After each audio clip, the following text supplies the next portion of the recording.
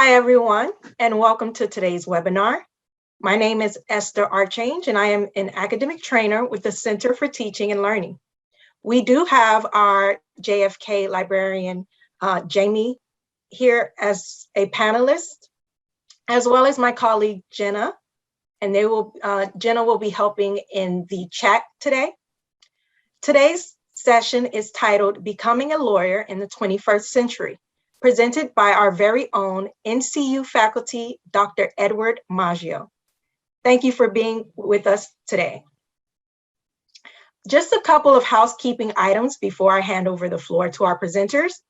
I am recording the webinar and the video will be posted on the Center for Teaching and Learning's LibGuides webinar page within 24 hours. At the bottom of your Zoom screen, there are a few features you can use throughout this webinar. If you have questions throughout today's session, you can type them into the Q&A forum located at the bottom of the Zoom window.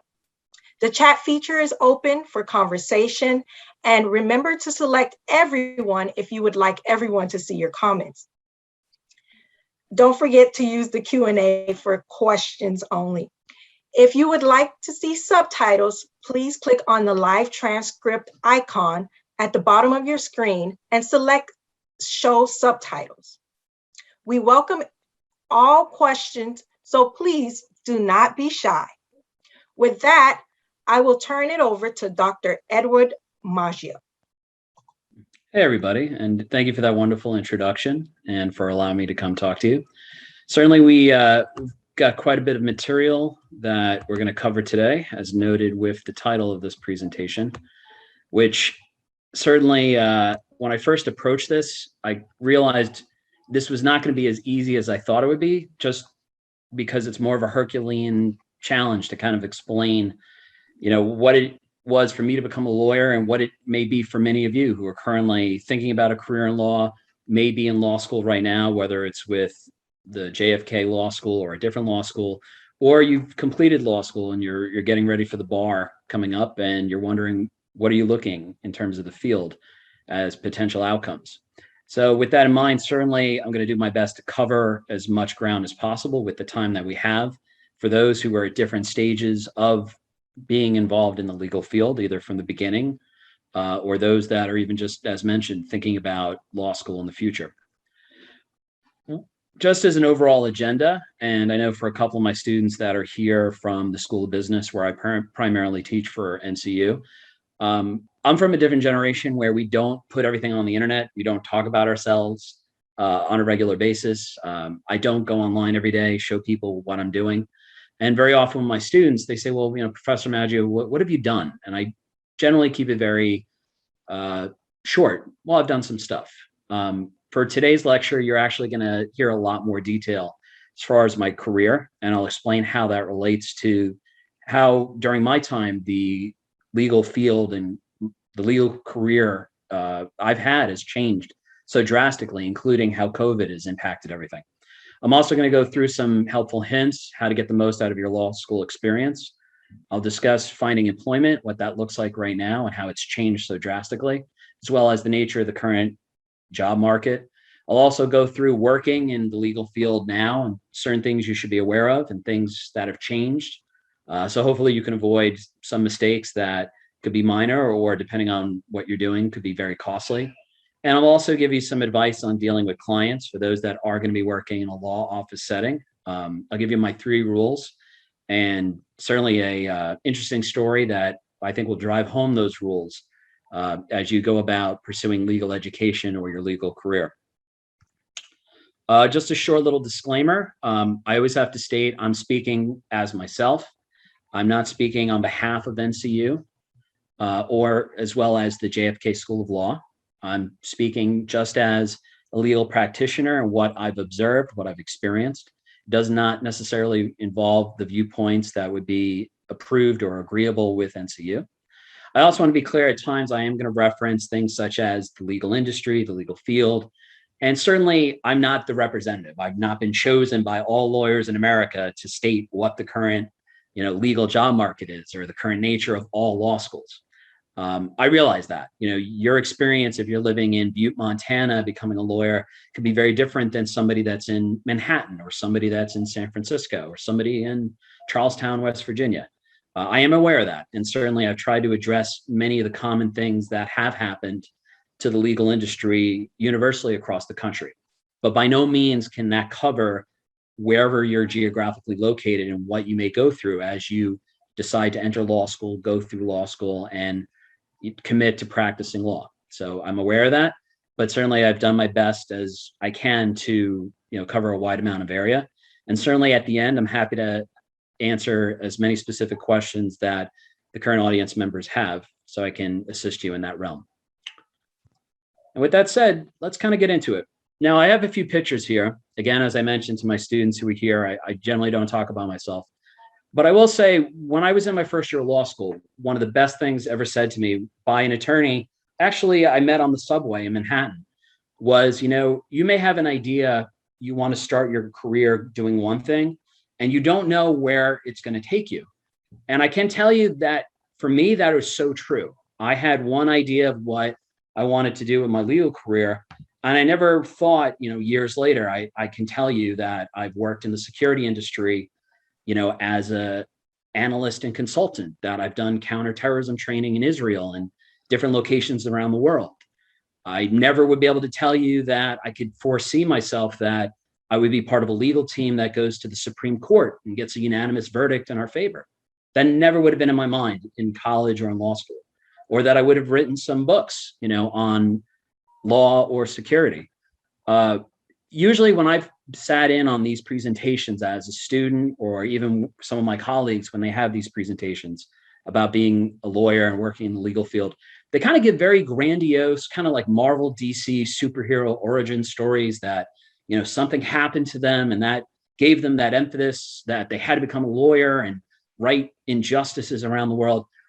I'll be very honest with you. And for those who have never heard me speak or have been in one of my classes, I'm very direct, I'm very straightforward, and I'm honest in the sense that I don't have a great origin story. I was a double major in college in history and political science, as I'll explain in a moment.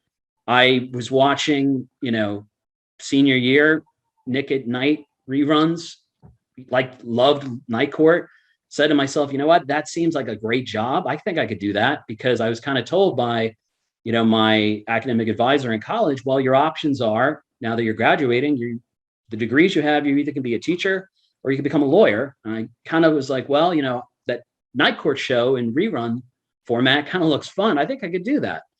I know that's not a great origin story, but you never know where your career will take you. And I kind of want to drive home that point. With that said, I'll kind of give you an overview where my career took me up to this point, and even how I started out. I have a very weird accent, especially now living in Virginia, but I'm originally from New York. Come from an East New York, Brooklyn, Long Island family. A lot of times I don't use a lot of that New York terminology unless maybe I've had a couple glasses of wine. I may be like, hey, not for nothing. And then the Brooklyn, Long Island tends to come out. But from New York, I went to Virginia Tech, double majored in history and political science. From there, I went back to New York, went to law school in Manhattan and New York law, got my doctorate there.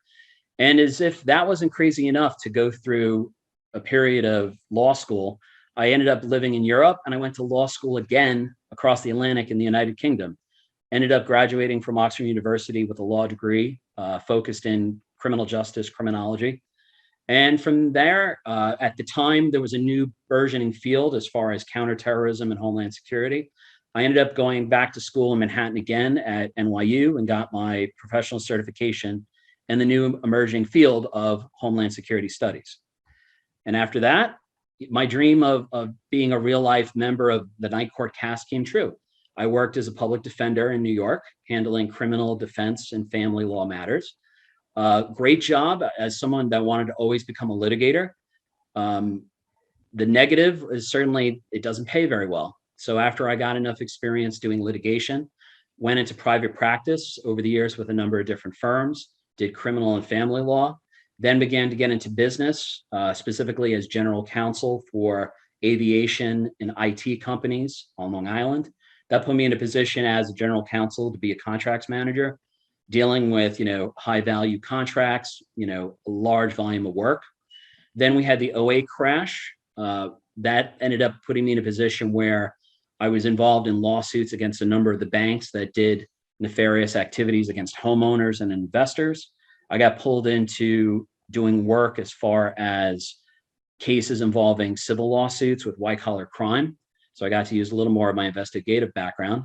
And at the same time, I kind of, having lived in the UK, I was approached by a security firm that was looking at doing audits and in-house investigations. One thing led to another. After doing a number of investigations, I was invited to go through counterterrorism training in Israel through the Institute for Terrorism Research and Response, then got my ISO certification for physical and IT security. So I then slowly, as I'm practicing law, I'm working in the security industry. And specifically, I specialize in an area known as contingency planning, which basically is if you're a corporation, something happens, whether it's a hurricane, a flood, criminal activity, terrorism, a business has to have a plan in order to continue to function. And one of my jobs is to basically either work with the business to ensure they have a plan so the business can survive something catastrophic, or I can audit or review their planning that they have in place now and see where we can make improvements. As my story unfolds, as far as my career, 2017, I moved to the Northern Virginia, DC area, end up doing work with the Miller firm as far as terrorism litigation, which involves lawsuits on behalf of victims of terrorism or US servicemen and women by state sponsors of terrorism, such as Iran.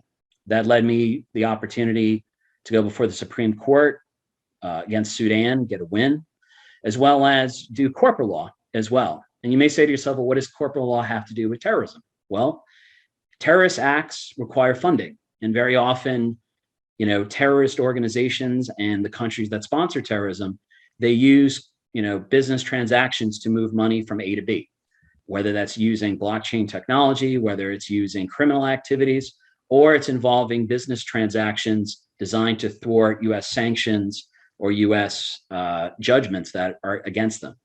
So that's my story. Now, why am I telling you all this? And for those of you who are law students, you should be thinking, well, what's the catch? Where, I have some questions. And you should be thinking critically, because I do have two confessions I have to make right from the start at this early stage in the presentation. One is I've made career mistakes, and I'm going to share some information with you, which I hope will help you avoid some of the mistakes I made. I've worked in the wrong type of law offices.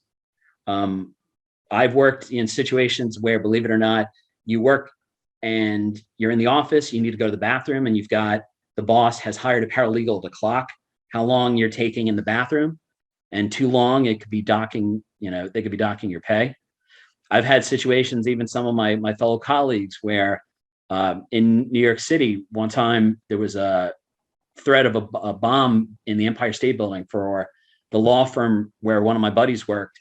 And the boss and the senior management were like, all right, we're leaving, but the rest of you have to continue to work because you're, low on the totem pole here in this law office as attorneys. Certainly those are offices you don't want to work at, but I'll explain why in the legal field, many of my colleagues and myself kind of dealt with those kind of situations and how even in the post-COVID world, things have changed. I'm also going to talk to you about my US law school experience, which, believe it or not, I did not enjoy law school in the United States at all, compared to doing law school again across the Atlantic. Now, you may say to yourself, well, why? Now, I want to be clear. It's not about the long hours of studying and the stress and the anxiety and the hard work. I understood going into law school, that's a given. But there's some things that my law school experience was for me, and I hope it's not happening to you if you are in law school now, or if you're thinking about law school, how you can kind of vet a law school so that it doesn't happen to you. What did I went through as an experience? My law school, we had too much theory and too many political views of professors.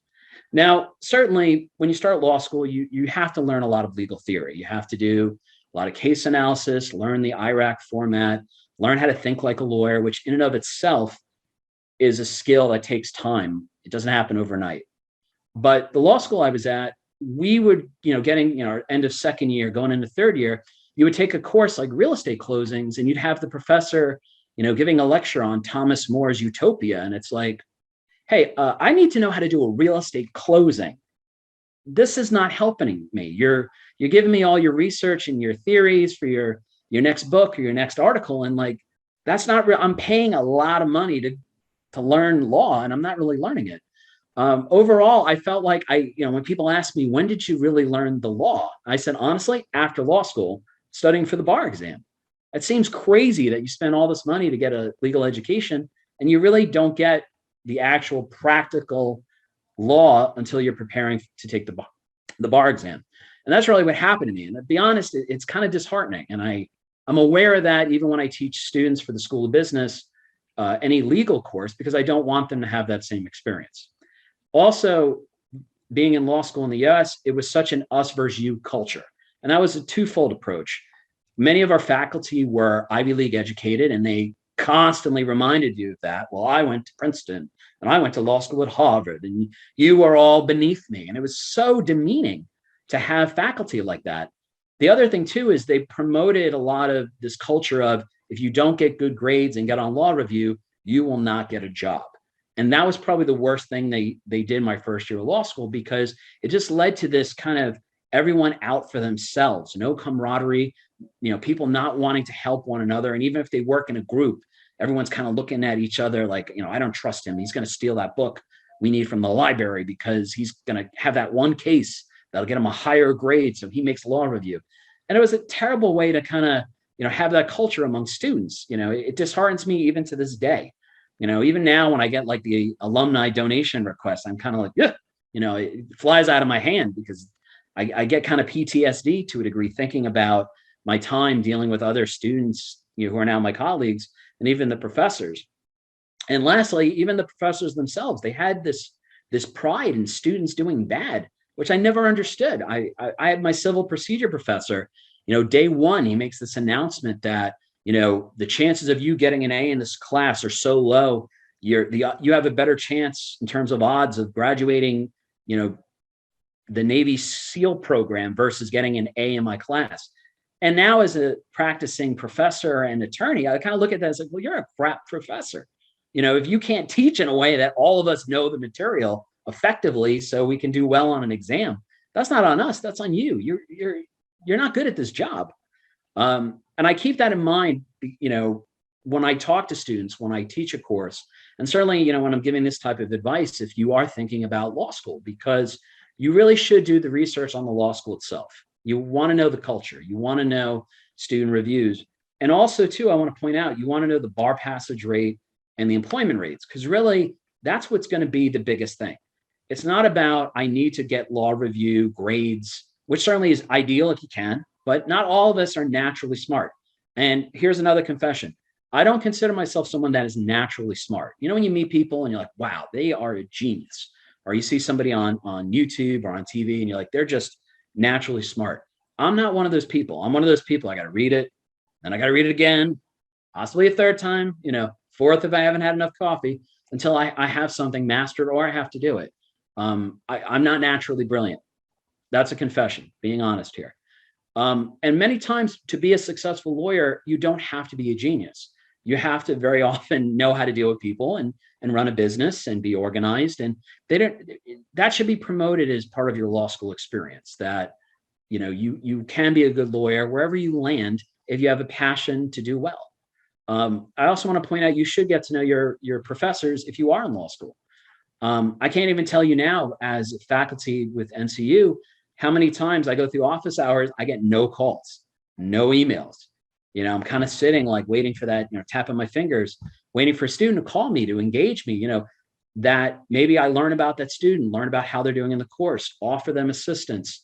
And then one day, hey, they call me up. I need a recommendation. Absolutely, because I know who you are. It's very disheartening. I had last year a situation, a student took 2 classes with me and then asked me for a recommendation, and I declined. And the reason why, and I explained, was I don't know you. I really have nothing to say about you other than, you got an A- and you got I think a B+ in my courses, and that's it. There was no relationship built. And also too, keep in mind, for law professors, and professors in general, we know a lot of people, so, I saw a former student of mine years later put a post in the comments, and in the comments, they're talking about, hey, I'm trying to get a job in DC in the legal field. Like, hey, I'm in the area. Like, why don't you hit me up? You've had my classes. You did well. I know who you are. You were very engaged as a student.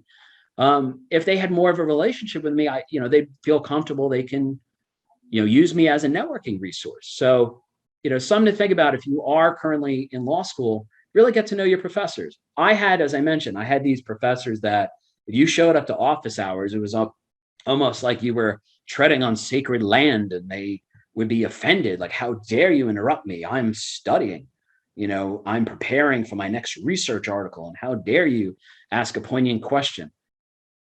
Most, if not all, the faculty, I think today have a different, position, even in other law schools across the country. We're better than what it was, so keep that in mind. And also too, I want to point out, some classes that, as far as if you're in law school, I never thought I would say this, but things like tax law, if I could go back to law school, I would have taken at least one class in tax law, because that's an area of law that cuts across so many different aspects of business. Other things, intellectual property, administrative law, education law, business, corporate, especially with a focus, on contracts, data privacy, employment law with a focus on human resources. These are areas of law that if you have background and you can have it on your resume and get some experience, the chances of you getting a wider scope of possible job callbacks is much greater. And I wish somebody had told me that, because when I was in law school, as mentioned, I want to be a litigator. It's like a lot of criminal law, a lot of family law. And luckily, I took quite a bit of business and corporate law, which saved me, because I ended up changing, the direction of my practice from focusing on criminal and family towards business. So I want to point out, these are some areas that you should consider, even if you take one class one time. It's good to have on your belt. So potentially down the road, you don't know where your career may take you. I also want to point out, one of the best kept secrets to kind of have on your resume to kind of, make yourself get to the top is you can, while, before law school, during law school, or after, you should consider getting some advanced training, whether it's a professional certificate, whether it's a license. I'm providing some of the common areas as somebody that works, with corporations, that when they see as a lawyer on your resume, it gives you kind of that extra scrutiny where, like, maybe we should look at this person a little closer. For example, blockchain. And by blockchain, I'm not per se talking about crypto exclusively, or, Bitcoin, Ethereum. Almost every industry in the world is now adopting blockchain technology, especially things like, if you're a company like Target, you're dealing with supply chain issues, blockchain now is a huge focus. And things like getting a certification, whether you do it online through a university, or you do one of these other technology companies where you can do a 1-week course and get a certification in blockchain technology, that you understand how it works and how it can be employed, that makes a huge difference. The last job I got hired for was because I was the only person who applied for a job that had blockchain and cryptocurrency knowledge on the resume. And they were dealing with a money laundering situation involving terrorism. And they needed somebody that, well, how does this stuff work? Now, I'm not an IT person. I'm not a computer person, but I have a basic understanding that I could raise my hand and be like, I understand that. Also, things like insurance, getting your insurance license.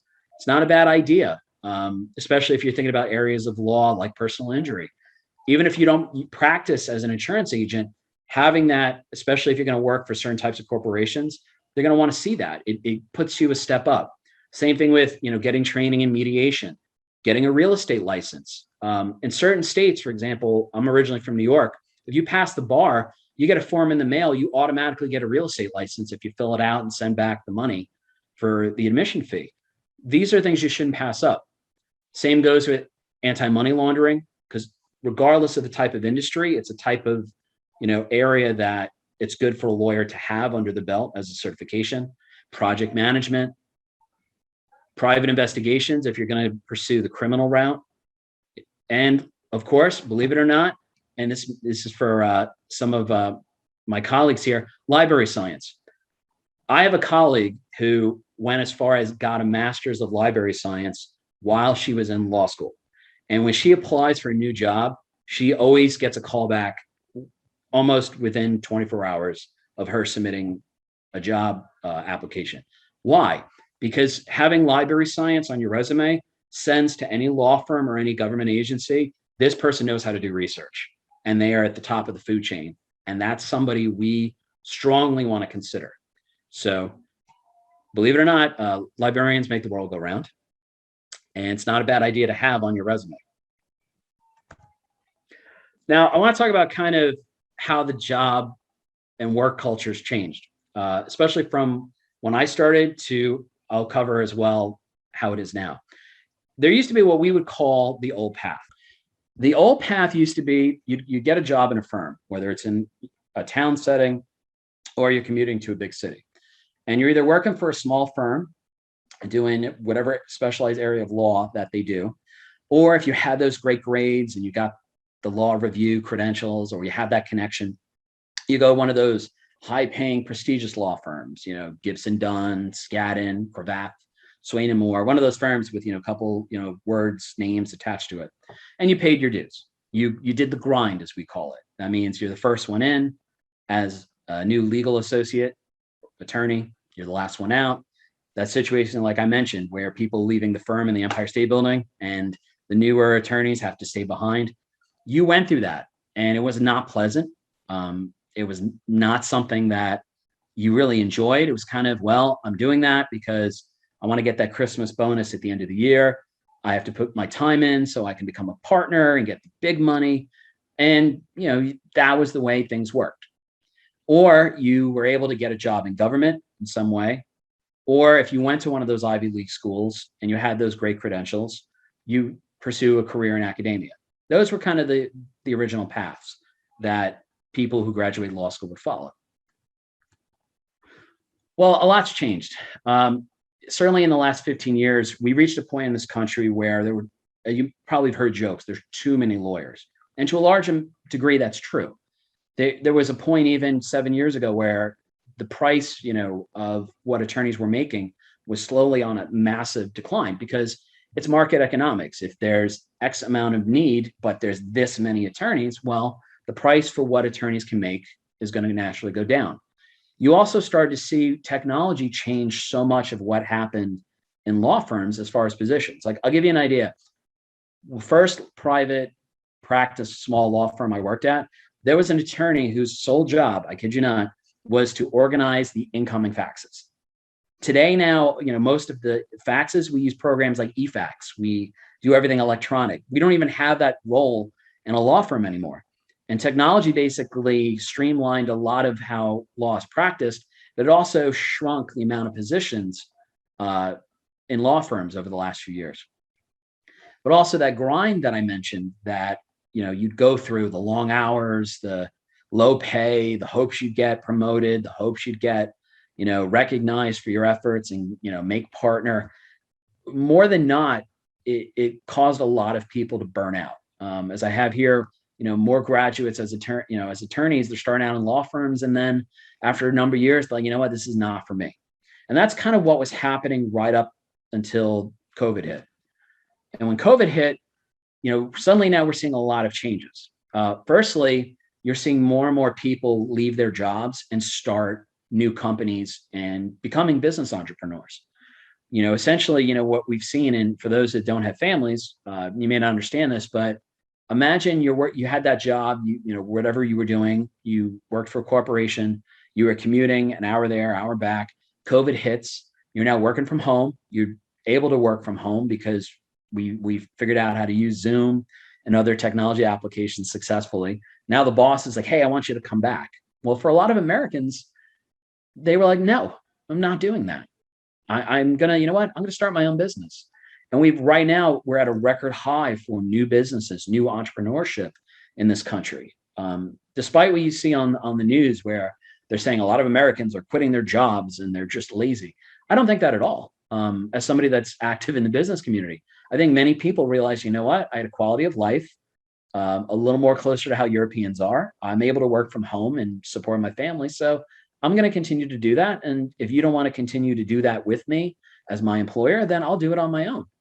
And the good thing about that is they're now, if you go on a lot of the websites, there's brand new companies and they're looking for people who have a legal background. Because think about it, you know, if you decide, you know what, I'm going to go out on my own, I'm going to start a virtual business. How do I create a company? How do I get a tax ID? How do I file with the IRS? How do I get compliant with state law? An attorney can do that for people and they can do it remotely. And you'll see now there's a lot more job openings for attorneys to work remotely to help businesses who are working remotely, which is a great thing. But I also want to continue on this discussion of what they call the Great Resignation. A lot of attorneys have made the decision they're not coming back to the law offices. That grind that I mentioned, well, and this is, I'm going to, make some comments about millennials, but I always say a negative with a positive. And a positive I have to say for millennial law school graduates is they looked at the grind during COVID and they're like, no, I'm not doing that. I'm not putting those hours in. I'm not giving up my family. You know what? I'll work remote because I've proven I can work remote using apps.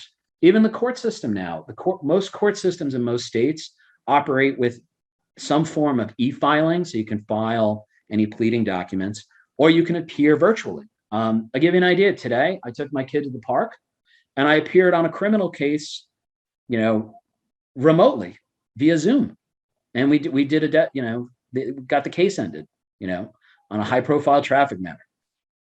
That's great. I mean, and more millennials kind of are forcing law firms to say, well, you know what, we've got to change how we're doing things. As mentioned, I'm in the DC area. They're predicting somewhere close to like 47% of attorneys are not coming back to law offices. Similar in New York, similar in other cities. And to me, that's a great thing because we have the technology that we don't have to do that grind. We can balance out our life with our families, raise our children, and still be able to, sometimes you got to go to court in person. It's the nature of the game. But we have the technology to be productive. And I think it's a wonderful change that, COVID has essentially forced upon us. Also, as I noted here, more people are going into corporate work as attorneys, short-term, permanent roles, all remote, as well as looking at government work, looking at think tanks, looking at nonprofits. There's now a greater focus for new law school graduates or attorneys with a few years in to basically be like, you know what? It's not as important for me to get 120K versus I can make 80K, not have a commute, be home for my child so I don't pay daycare and have a balanced life. And again, despite what you see on the media, I think we really have to kind of realize this is such a transition in our country. And I don't think it's a bad thing that we're starting to put our own, mental and physical health first, our families first, versus, when I started out, it was expected you're going to be long hours, crap pay, earn the respect of the firm, get some wins, and then see how things go. Attorneys now are kind of saying, I don't know if I want to do that. And I think it's such an empowering aspect now of those that are practicing law. Now, I do want to give some, even in the post-COVID world, even with, a lot of attorneys working, remotely, electronically, or if you are, planning on working in a firm where you will be required to be in person, I do have some advice. And these are, as somebody that, has mentored a lot of attorneys that are brand new and they come into an office and the boss says, hey, can you show them the ropes? I do want to give some helpful hints to our future law school graduates. Firstly, I want to talk about personal information, talking with coworkers. And again, as I mentioned with the millennials, I say a negative, I say a positive. Here's some of the negatives. Be careful how much you're sharing.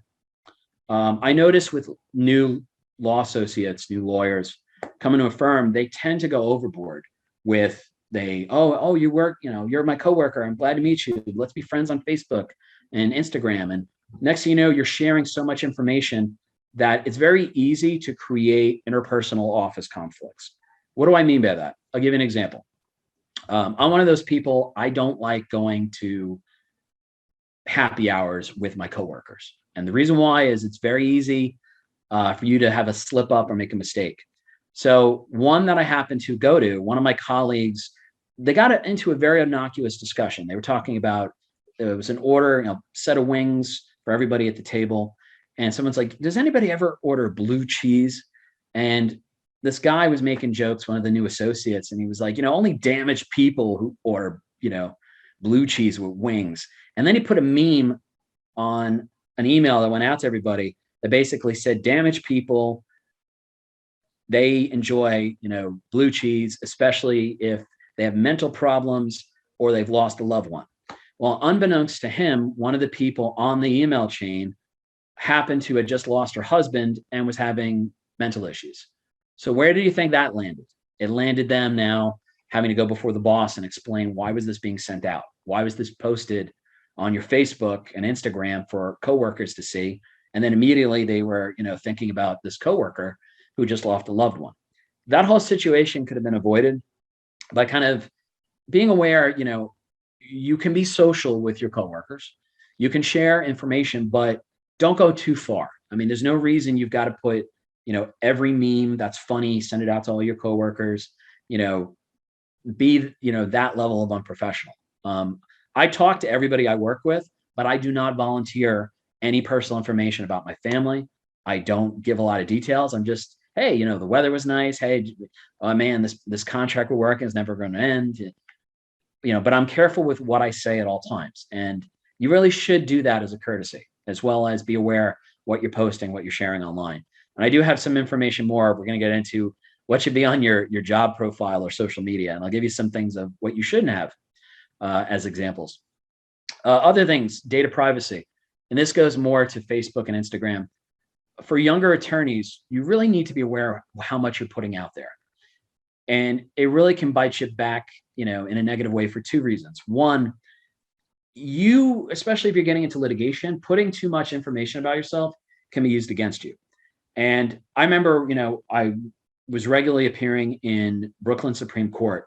And when we were doing banking litigation, this one law firm that represented one of the banks, they were constantly, the young associates were complaining like, oh God, I got a bachelor party I got to go to on Sunday, but how the hell did the opposing counsel, they scheduled this hearing on Monday? Or, oh my God, I'm getting married this weekend, but why did they schedule the trial, on this date? And what ended up happening was with this one firm, all the attorneys in this courtroom that I was doing a lot of appearances for, the other attorneys were basically going onto Instagram and Facebook, seeing what these younger attorneys were posting, and then trying to schedule, any aspects of litigation on dates with the court that would be the most inconvenient for these younger attorneys, therefore would benefit their ability to win. All that could have been avoided by basically making profiles private and watching what you're posting. The other thing, and this goes into, I want to cover, is job searching. And, in theory, I had a student recently say this to me, well, professor, legally, they're not supposed to use what's on your profile against you. They're not supposed to be doing that. That could be discrimination. Well, yeah, in theory, if you apply for a job, they shouldn't be looking at your social media. But there's two problems with that. One, a lot more jobs you'll see now, they ask, can I see your LinkedIn profile? Can I see your Facebook? Can I see your Twitter account? And even if you don't think they're looking at it, unfortunately they are. And I have here even Career Builder, they had a survey, 70% of employers check out applicants' profiles and 54% of rejected applicants because of what they found. So my friend here at the bottom is LinkedIn profile. Can we all agree that's not something you want to have as your LinkedIn profile? It does not really communicate you have an effectiveness as an attorney. Same thing with your Facebook or Instagram profiles. Doing a keg stand may not be the way to go. Now, I know some of you thinking, well, I have my things set at private. Yeah, that's true. But those private settings don't always work. Give you an example. I had one of my former clients reach out to me through Facebook Messenger out of the blue. And my profile is private. Well, what happened? They were doing an overhaul of the system, and they just happened, to try to look for me at a time when the system was being overhauled, and they were able to get past the privacy setting I had. Next thing you know, I'm getting a messenger. Hey, I heard you moved offices. What's going on? Da, da, da. Just because it's private does not mean it will not be seen. You have to be aware of that. So please keep that in mind. And by the way, I had a recruiter one time kept pushing me for my Facebook page, which, by the way, don't do this unless you don't want the job. And I finally said, you know what? Here's my Facebook page. And I had changed my profile to show the pickle photo. And sure enough, I get the email back like, why is there a pickle photo? And my response was, well, why are you so concerned with my Facebook profile? You have my resume. Shouldn't that really be the focus?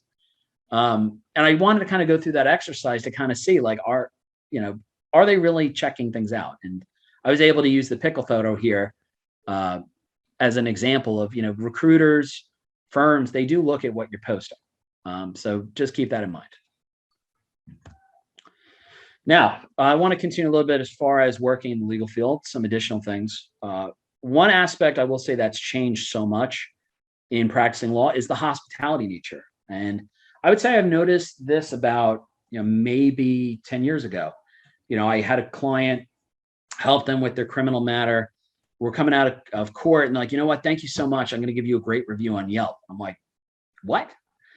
And I looked up the firm I was at, and sure enough, Yelp had our law firm and had other law firms all over Yelp. Now, I'm old school in the sense that I don't believe a lawyer rises to the level of hospitality. While I'm respectful, while I'm honest with my clients, I'm not there to provide hospitality services. I can tell you right now, I've had a client that's hired me numerous times who does not like me as a person. He's British. He looks like Phil Collins. Whenever we interact, whenever he's come to my office, he'll say things like, hey, you look like you've gained weight. I throw back in him, hey, shouldn't you be on tour or putting out a new song? And then we get down to business. And I've even joked with him, why do you hire me? And he's like, well, because you win. Enough said. He doesn't like me. I don't like him. It's changing now that more and more clients really have that hospitality focus. They're doing Google reviews. They're going on Yelp. I've even had one of my colleagues had a situation where they were on trial. They didn't respond to this person except by email saying, hey, I'm on trial. I can't give you an hour phone call meeting until Friday when my trial ends on Thursday. And they were writing back like, I'm going to give you a negative Google review as an attorney. It's something that's changed very much in the industry that now we kind of have to worry about what are people going to say about us online. And it's kind of unfortunate because for our industry, you really can't go by that. I'll give you an idea of the most successful divorce attorney I know in New York. He's got a 1 to 2 star review. And if you kind of looked at those reviews or that rating, when you type his name, you think he's a bad attorney. Well, the reason he has a low review is the people he beats in court on behalf of his clients, they go on his page and they just destroy him all day long. I mean, luckily he's got a reputation that people know he's an effective attorney in the community, but it's something now we have to be aware of, that people can go online and just put negative reviews, give you a 1 star, and it really could impact how you're practicing law. But I will go over, my rules, how you can hopefully avoid any type of negative comments being put on. The other thing I want to talk about, this is more for those who are new attorneys or going to be graduating law school soon, is you need to have a thick skin. And you need to have a thick skin in 2 aspects. One is diplomacy. When I mentor young attorneys and we're going to court and they see me interact with my opposing counsel, with my adversary, one of the first things they always say later on is, you were very nice with them. You were very cordial. You shook their hand. You were very friendly. And I always explain to young attorneys, look, my client is suing his client.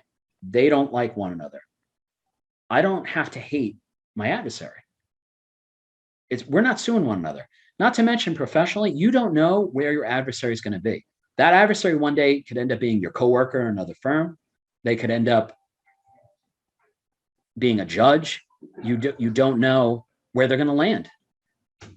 It's better to be respectful. Now, keep in mind when you're doing a case and you're doing a hearing, you're doing a trial, as I show young attorneys, when it's game on, when it's, ladies and gentlemen, please rise, here comes the judge, and the judge goes, are you ready?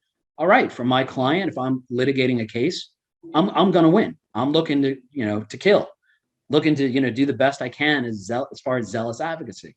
But there's no reason you need to be hostile. And it's one of the things I almost have to retrain new attorneys, that when they come in, they're like, oh, that's the adversary, let's get him. You don't have to act that way. You can be cordial. You can be diplomatic. I even have the Patrick Swayze rule that applies here. I want you to be nice until it's time to not be nice. I even say that to attorneys when I'm going to have them do a hearing and I'm going to supervise. Well, when should I not be nice? I'll tell you when it's time not to be nice. Until then, be respectful, be cordial. The other thing too with newer attorneys is there is an issue with they kind of associate disagreement with violence. And obviously this is a gross exaggeration of all millennials, but I've seen more and more of this where you say, I disagree with you respectively, and they get very upset. I even had a situation where on a banking lawsuit matter, millennial attorney, and she calls me up and, hey, you're suing my client, for this, this, and this. And we're submitting a motion to dismiss, and I want you to consent to the dismissal. I said, no. And she was on the phone with me, like, how can you do that? I said, well, respectively, we're the plaintiffs and I have a job to do. And our position is your client, grossly breached this contract, and I disagree with you. And, well, I'll see you in court, call me up an hour later, very upset with me. And I'm like, okay, I'm not sure how you understand how the legal field works, but you represent your client. I represent my client. I don't hate you. You shouldn't hate me either. Our clients have a disagreement. We are going to go to court. That's a big building, lots of lawyers. Then we're going to go before a judge, man or woman, black robe. You talk, I talk. And then they make a decision, and this will be resolved one way or the other for one of us. Does that make sense? That's kind of how this works. Very upset, send me a weird email. I get a week later, I get a notice that she's scheduled a meeting with the clerk of the judge for a phone conference. I'm like, what is this? So, I appear on the phone conference, and this attorney basically is like, well, he disagrees with me. He's saying this, that. And I was getting on the phone. I got to be quite honest. I was getting a little pissed off. Forgive me, my time zone right now, it's evening. My diplomacy with words starts to go out the window. I was angry. Okay. And the court clerk even is like, counsel, I'm going to address this. I'm sure it will be fine. And the court clerk basically said, so let me understand this. You took time out of this court and me and your adversary to tell me you're upset that he disagrees with you and this case is moving forward. Do I understand that? And she was like, yeah. And he then ripped her apart. Like, do not, equate, that a disagreement is violence. And she even tried to double down. Well, I was taught in college that when two parties disagree and someone says you're wrong, that's violence. It's like, no, this is the practice of law. You need to be aware of that. So I say that now, obviously this is a gross example, but it is something that I'm seeing that very often millennial attorneys, new attorneys, they don't know how to basically use their words to engage. Like, hey, your client disagrees with my client. Let's see if we could try to work things out. Let's, just because we disagree on this does not mean we need to be at this level of adversarial nature here, And I find a lot of times, and I even try to teach, students, like, learn how to do small talk, learn how to engage people in a way that if you do have to have a contentious conversation, you find a way to kind of, move it towards, a positive outcome for everybody.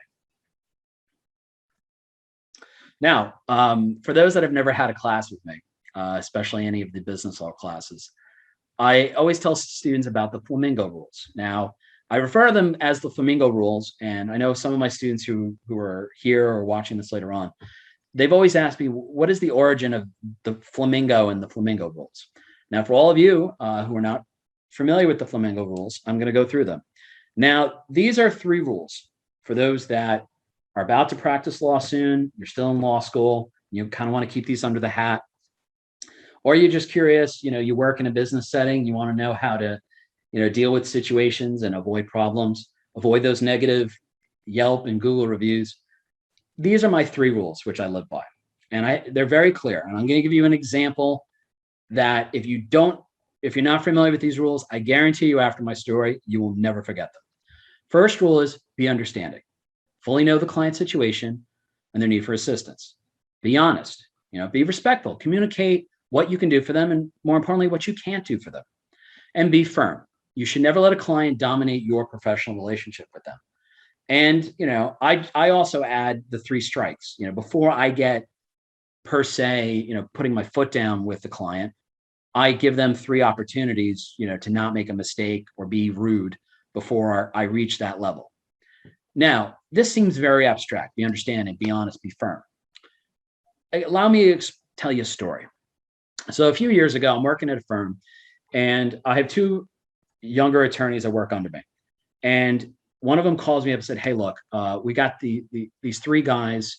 They're young entrepreneurs. They're very wealthy.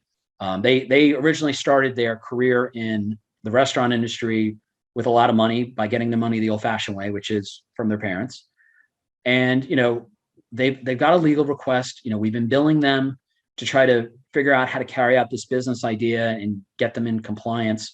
But we've reached a point, we don't know what to do. You're the senior attorney. Can you please help? Okay. So schedule a meeting. We end up doing a video conference. 3 guys, right out of the gate, they're like, all right, dude, hey, bro, strike one, and I had to be very clear. Look, you may have engaged my colleagues this way, but I'm senior counsel here. I'm not your dude. I'm not your bro. I'm not your friend, but I'm going to do my best to assist you as your attorney. What can I help you with? And they said, all right, well, we do pop-up restaurants. We make a, quote, F ton of money. We have a new idea. We want to do like ancient recipes, like when you watch the movie Gladiator or that Spartacus show on Stars. We want to serve the food they're serving, and we want to serve Flamingo. Now, rule number 1, as far as understanding, I had to basically immediately, I'm going to stop you right there, because I don't know if this is like, for my East Coast, West Coast people, I don't know if this is like a hoagie versus a grinder versus a hero. I didn't know if Flamingo, because they were based out of San Francisco and starting work on the East Coast now with restaurants. I don't know if that was a San Francisco term for breakfast burrito. I have no idea. So my first question is, what do you mean by flamingo? And they explained, the ancient Romans used to serve, flamingo tongues and flamingo meat. They want to have a restaurant serving flamingos. I know, right? It gets worse, ladies and gentlemen. If you're shaking your head right now. And by the way, if you start Googling this right now, you'll see it'll auto-populate on Google. What does flamingo, and immediately will fill out, taste like? Sort of shrimp-like, but I don't want to know. And then one of the 3 guys, he says, well, we also find as restaurant people, Italian Americans really don't know how to cook. Strike 2 as an Italian American. So I basically then rule 2 was honest. I said, look, we have something in this country, federal law, Migratory Bird Act. You can't eat flamingos. You can't serve them. You can't kill them. Sorry. And one of the guys, is there farm raised flamingos that we could, get them that way and then serve them? No. Same guy. What about parrots? We could do a pirate theme restaurant. No. All right. The answer is no. Look, I understand what you're trying to do. I have an idea of the concept, but that's a federal law regarding these type of birds. I'm like, no flamingos, no eagles, no, spotted owls. I was running through the list of all the birds like under the Migratory Bird Act. You can't cook them. Sorry, this is a no-go. Well, the other attorneys said there's got to be a way. I said, well, the other attorneys were not, being honest with you. They're afraid because you're one of the wealthiest clients this firm has. They don't want to tell you no. As the person that has to go to court here, I don't have time for that. I'm being very straightforward with you. We can't serve flamingo meat. You need to come up with another concept. This gets to rule 3. That the one guy then says to me, hey, look, I heard you're Sicilian. Can't you talk to us like a mob lawyer would? Give us some options. Don't your people know how to do things? You know what I mean? Strike 3. Now is the point I've got to be firm, and I cannot let them dominate this relationship that they have with me, with the other attorneys, with the firm as a whole. So I basically said, oh, you want that kind of treatment? All right, well, you guys are doing this all wrong. You can't have like a full functioning long-term restaurant. No. This has got to be a short-term pop-up. You use social media. You make it clear it's going to be $50,000, $100,000 a person to come to a secret location. And then you can serve all the stuff, flamingo meat, but you can't stop there. No, we got to go all out. We got to get bald eagle steaks. We got to get roasted manatee. Maybe, we boil some of you mentioned penguins. We'll get, some boiled penguins. I said, look, I got law interns right now that will do whatever we tell them. So I opened the door like, hey, you guys, hey, Hal, do you mind clubbing some baby seals in the parking lot? And then he yells back, I do whatever you guys tell me to do. I need a job. And I'm going on and on. I said, then we got to look at, money laundering. And I basically tried to scare the hell out of them until kind of the leader of the group said, you're speaking to us sarcastically, right? I'm like, do you think really it took you that long for me to get this far before you realize how offensive what your friend just said to me? Bringing up my race, going into this crazy idea. I told you what the legal standard is. I cannot change federal law. Then the one guy's like, What about serving, penguins again? What if I go like, you need to stop. I don't know if you got molested at a zoo or an aquarium or what happened to you as a kid, but you need therapy and you need to stop this. Okay. And I basically, I diffused the rest of the situation. I said, look, I will have a memo drafted as to why this request cannot be done. I will also give you some alternatives based on your idea of what you can do that can be legally compliant in the state or some of the other locations for your pop-up concept and how you can incorporate to, indemnify yourself.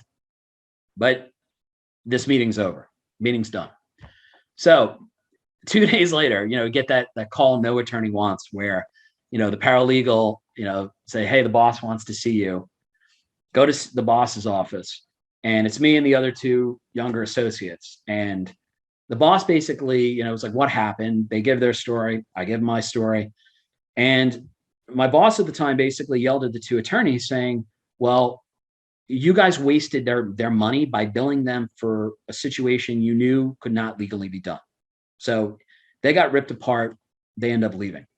Gets to me and he's looking at his computer. He's looking at his notes. He's like, did you say the guy was, did you say one of the guys to get therapy because, quote, he was molested at a zoo or an aquarium? And then he was, did you call the guy an a-hole? And I said, no. I called him a prick. I said, but let's continue. And we went through everything. He said, well, and I said, in my defense, and then he goes, look, they've hired you to do the negotiation for the closing on the next restaurant. To be quite honest, they never had anybody speak to them in that manner in such a way that they found you frightening and they now want you to be the attorney for closings now because they're afraid of what the hell you're going to do to the other adversary they go up against. So it's crazy. I use these examples as basically how these rules can work for you.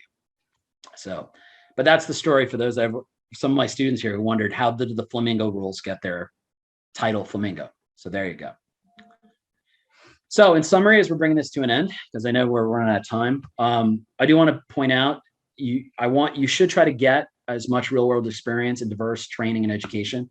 As I mentioned earlier, especially any opportunity for certifications, for licensing, try to do it. I get those things in the mail from community colleges or adult ed. I always scan through them to see if there's something in there where, ooh, I could do that. 4 sessions at night, and I get a certification. I'm all about that. And you should be too, because the more you have on your resume that's unique, the greater chances you get a job later on.